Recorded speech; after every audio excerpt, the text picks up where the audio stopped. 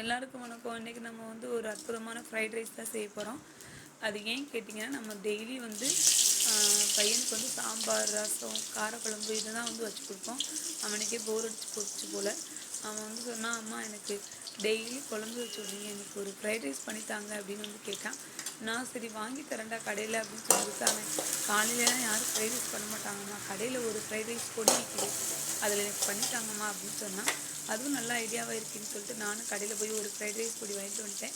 வாங்கிட்டு வந்ததுக்கப்புறம் பிரியாணி ரைஸ் இருந்தது, அதில் வந்து சோறு வச்சுட்டு வெங்காயம் ஒரு 10 வெங்காயம் போட்டு அதை வந்து நல்லா வந்து வதக்கி எடுத்து வச்சுக்கிட்டேன். பீன்ஸ் மட்டும்தான் வீட்டில் இருந்தது, சரி அதையும் போட்டு எடுத்து வச்சுக்கலாம் அப்படின்னு எடுத்து வச்சுட்டேன். கொஞ்சோண்டு இஞ்சி பூண்டு மட்டும் நச்சு போட்டு எடுத்து வச்சுக்கிட்டேன், அதையும் அதிலே போட்டேன். அவனுக்கு ஃப்ரைட் ரைஸ் சொன்னோன்னே அவனுக்கு வந்து ரொம்ப சந்தோஷம். அவன் சொன்னான், அம்மா இப்படி வித்தியாசமாக ஏதாவது பண்ணி கொடுங்கம்மா, டெய்லி குழம்பு சாப்பிட்டு போர் அடிச்சு போச்சுமா அப்படின்னு சொன்னான். சரி அவனுக்கும் டெய்லி நம்ம கொடுக்கறனால நம்மளும் ஸ்கூல் போகிறப்ப அப்படி தானே யோசிச்சுருக்கோம் அப்படின்னு சரி ஓகேன்னு சொல்லிட்டு நானும் பண்ண ஆரம்பிச்சிட்டேன். இப்போ பாருங்கள், இது வந்து பீன்ஸு, அதை கொஞ்சம் நீங்களே நம்ம கட் பண்ணி வச்சுக்கிட்டேன்.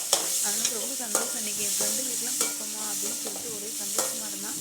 நம்ம குழந்தைங்க சந்தோஷம் தானே நம்மளுக்கு முக்கியம் அப்படின்னு நானும் இறங்கிட்டேன். நீங்கள் இதை வந்து மீன் மேக்கர் வந்துட்டு ஊற வச்சுட்டு நல்லா எண்ணெயில் போட்டு பொரிச்சு எடுத்து வச்சுக்கிட்டேன். அது கொஞ்சம் டிஃப்ரெண்ட்டாக இருக்குமே அப்படின்னு போட்டு என்ன செஞ்சது, நல்லா வதக்கி வச்சதை வதக்குனதுக்கப்புறம் நல்லா இது வந்து வதங்கட்டும். அதுக்கப்புறம் நம்ம ரைஸ் தூக்கி இதில் வந்து போட்டுடலாம். ரைஸ் வந்து கொஞ்சம் அரிசியாகவே வந்து வடித்து வச்சுக்கோங்க. ஏன்னா அது வந்து நீங்கள் குழம்பு வடித்து வச்சிட்டிங்க அப்படின்னா ஃப்ரைட் ரைஸ் வந்து சுத்தமாக நல்லா இருக்காது. அதனால் நல்லா வந்து ரைஸை மட்டும் கொஞ்சம் கூட இல்லை, அரை அரிசியை வந்து வடிச்சிருங்க. அப்படின்னா தான் நம்மளுக்கு வந்து கரெக்டாக இருக்கும். இப்போ வந்து தேவையான அளவு உப்பு ஆட் பண்ணிக்கிறங்க. வாங்கின ஃப்ரைட் ரைஸ் பொடியை போட்டுக்கிறங்க. அது கொஞ்சம் போல் வந்து சிக்கன் பொடி கூட ஆட் பண்ணிக்கிறங்க. நல்லா அல்டிமேட்டாக இருக்கும் டேஸ்ட்டு. அவங்க சாப்பிட்றப்ப ஃப்ரைட் ரைஸ் மாதிரியே இருக்கும். இப்போ நம்ம ரைஸை போட்டு கொட்டி அதை ஆற வச்சு எடுத்து அவன்கிட்ட கொடுத்தோம். அவன் சாப்பிட்டு ரொம்பவே அருமையாக இருந்துச்சுன்னு சொன்னால். இந்த வீடியோ உங்களுக்கு பிடிச்சிருந்துச்சி அப்படின்னா லைக் பண்ணுங்கள், ஷேர் பண்ணுங்கள், கமெண்ட் பண்ணுங்கள், மறக்காமல் சப்ஸ்கிரைப் பண்ணுங்கள். உங்கள் வீட்லேயும் பிள்ளைங்க இப்படி தான் செய்வாங்க அப்படின்னா மறக்காமல் எனக்கு கமெண்டில் சொல்லுங்கள். ஓகே ஃப்ரெண்ட்ஸ், பாய். இது மாதிரி இன்னொரு வீடியோவில் வந்து நம்ம வந்து பார்க்கலாம். இப்போ பாருங்கள், சூப்பரான ஃப்ரைட் ரைஸ் வந்து ரெடி ஆகிடுச்சு. இங்கே பாருங்கள், பார்க்கவே எவ்வளோ சூப்பராக இருக்குன்னு. ஓகே.